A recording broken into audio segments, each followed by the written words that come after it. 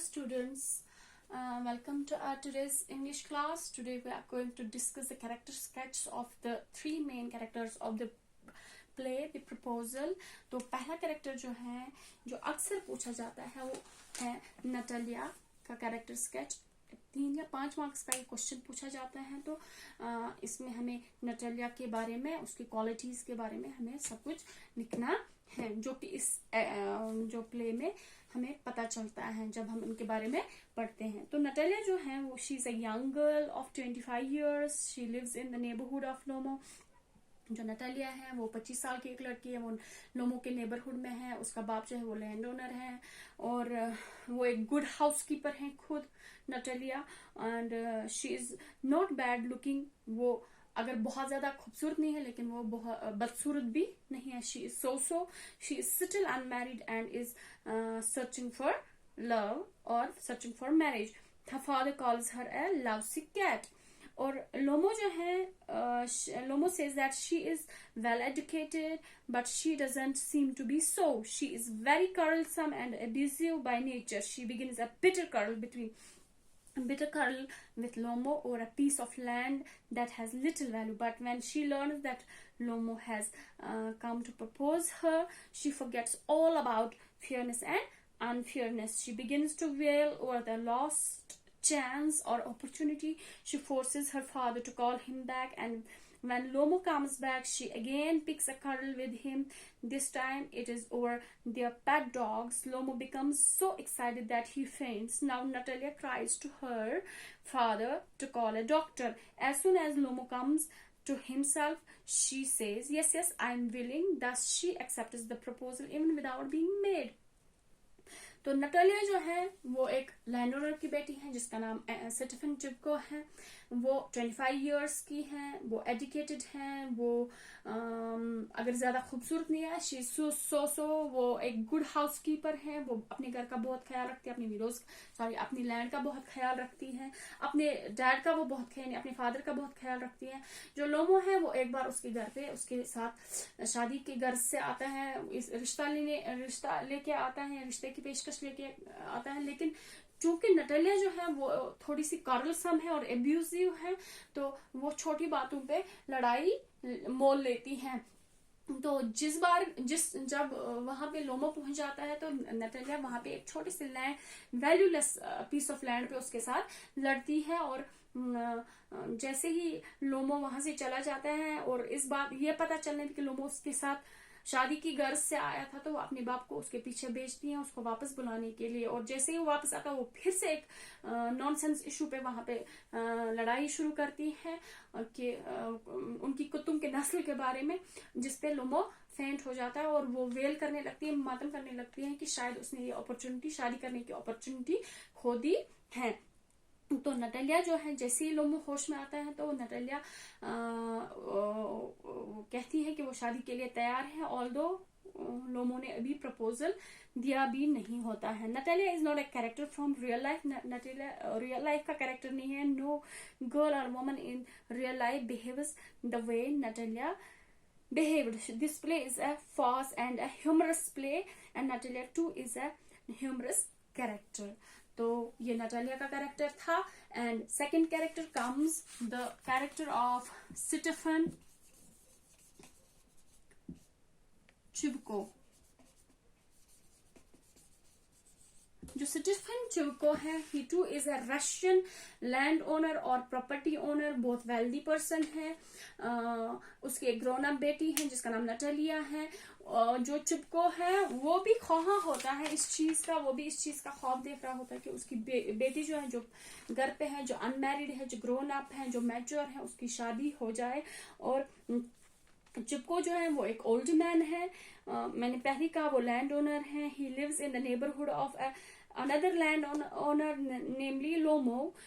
Chipko has a young daughter Natalia. She is 25 years old. Chipko is anxious that she should get married.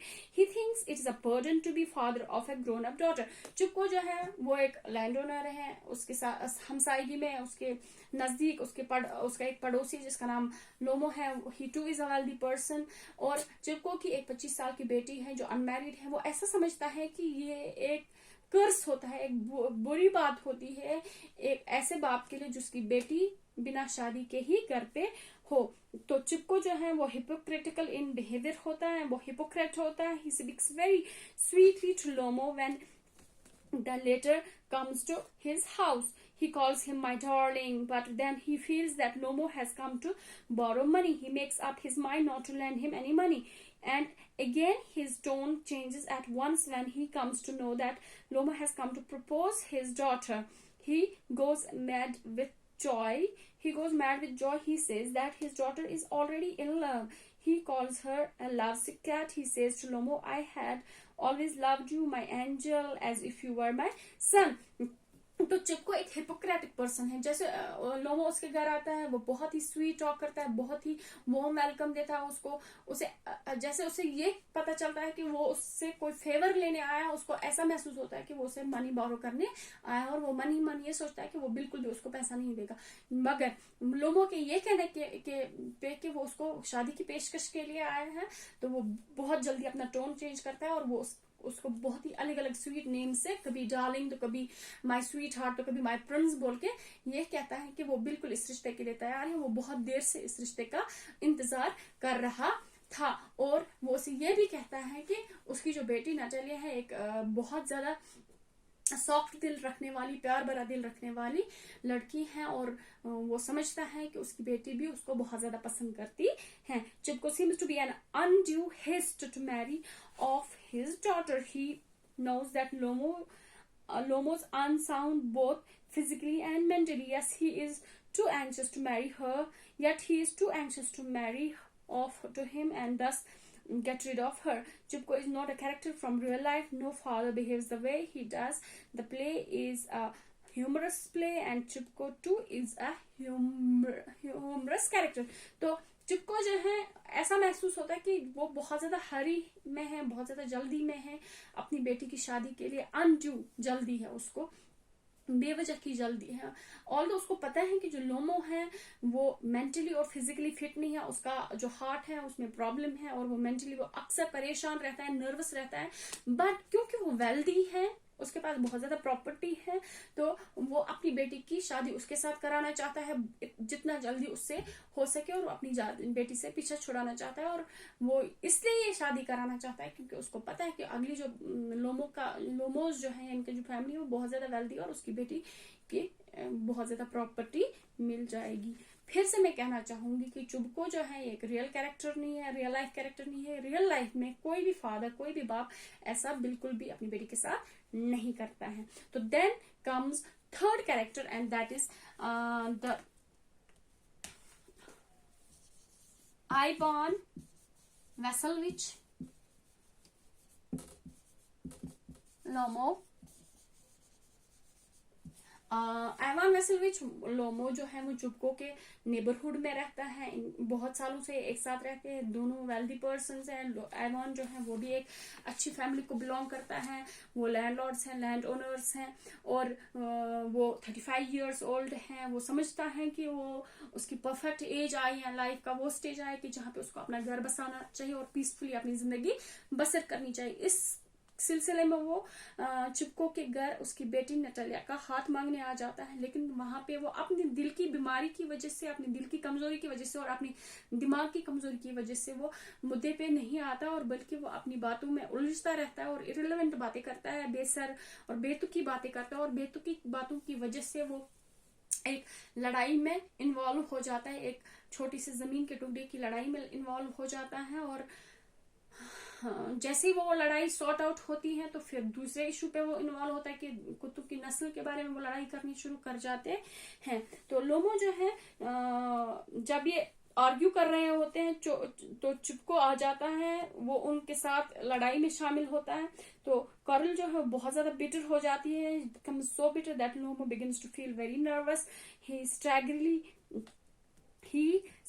staggers out of चिपको's house. वो वहां से खिसकता है और फिर वापस बुलाए जाने पे क्या बोलते हैं उसको, फिर से एक लड़ाई में वो शामिल हो जाता है या घुस जाता है, इन्वॉल्व हो जाता है और वो फेंट हो जाता है और अल्टीमेटली जैसे उसको होश आता है तो उसको नटालिया बिना प्रपोज किए मिल जाती है। वो चाइल्डिश बिहेव करता है, उसका बिहेवियर जो होता है वो बचकानी हरकतें करता है, जिसकी वजह से वो एक मैच्योर कैरेक्टर नहीं माना जा सकता है। तो ये कैरेक्टर स्केचेस थे प्रपोजल के। और एक क्वेश्चन आता है, तो bring out the humour in the play the proposal, या describe the humorous elements or farcical elements in the play the proposal। ये क्वेश्चन भी कभी कभार पूछा जाता है एग्जामिनेशन में।